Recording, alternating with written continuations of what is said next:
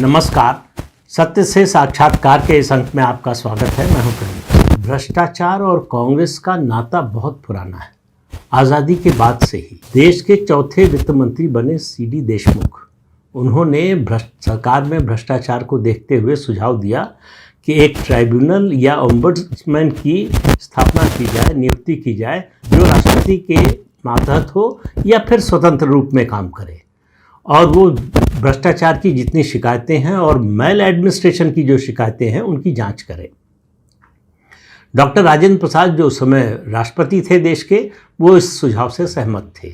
Doctor Rajendra Prasad ने जवाहरलाल नेहरू को चिट्ठी लिखी कि अगर इस भ्रष्टाचार को रोका नहीं गया तो ये भ्रष्टाचार कांग्रेस की ताबूत की आखिरी कील होगा।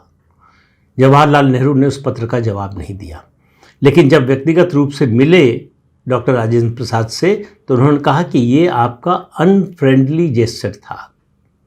और उसके बाद 6-7 जनवरी 1961 को गुजरात के भावनगर में कांग्रेस का अधिवेशन हुआ, जिसकी अध्यक्षता उस समय के कांग्रेस अध्यक्ष डॉक्टर नीलम संजीव रेड्डी ने की।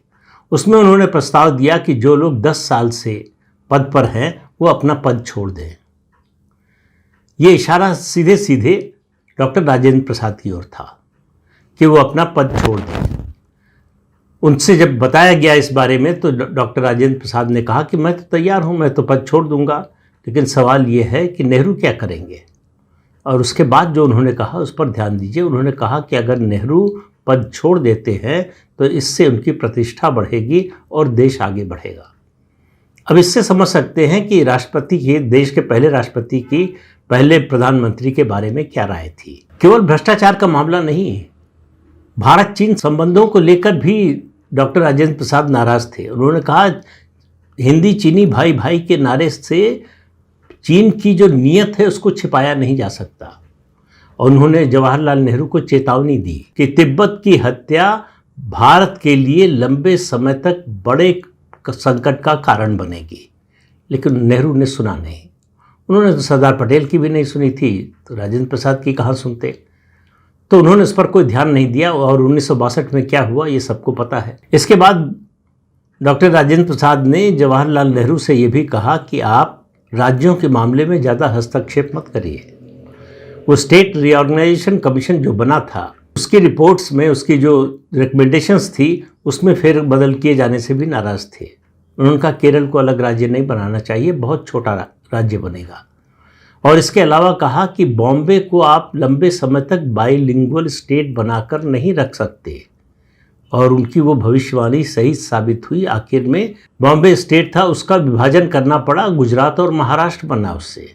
वो तिब्बत पर सरकार की निष्क्रियता से भी बहुत क्षुब्ध थे कि सरकार जिस तरह से इस मुद्दे को इग्नोर कर रही है उसकी बड़ी कीमत भारत को चुकानी पड़ेगी भविष्य में।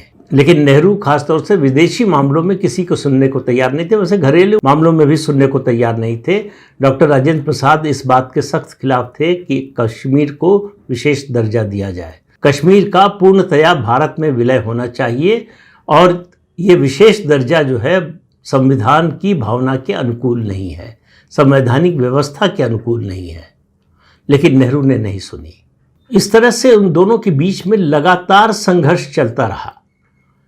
राष्ट्रपति को छोटा दिखाने और उनको लगातार इग्नोर करने की कोशिश जवाहरलाल नेहरू करते रहे। आर्मी चीफ जनरल थिमैया ने इस्तीफा दिया, इसकी उनको जानकारी नहीं दी गई, जबकि सुप्रीम कमांडर थे वो आर्म फोर्सेस के।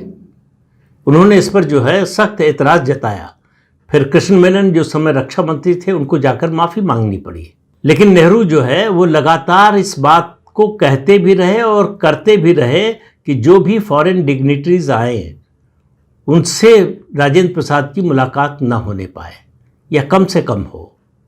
वो चाहते थे कि राधाकृष्णन से मुलाकात हो।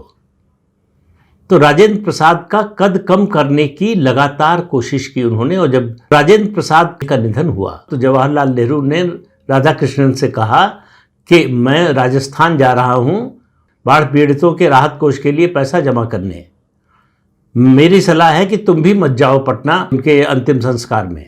डॉक्टर राधाकृष्णन ने कहा कि मेरी समझ से आपको भी चलना चाहिए और मैं तो ज़रूर जाऊंगा। डॉक्टर राजेंद्र प्रसाद ये डिज़र्व करते हैं और नेहरू राजस्थान चले गए।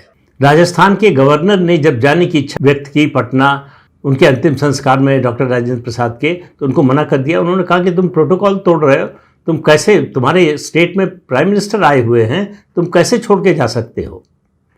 तो नेहरू की बात केवल पॉलिसी की नहीं है, मन छोटा था, दिल छोटा था, और नेहरू बदला लेने का कोई मौका जिसके विरोधी हों उससे चूकते नहीं थे। ये उनके जो बायोग्राफर्स हैं उन्होंने भी लिखा है ये सब। तो इस अंक में इतना ही, अगले अंक में फिर मिलेंगे किसी नए मुद्दे के साथ। तब तक के लिए अनुमति दीजिए, नमस्कार।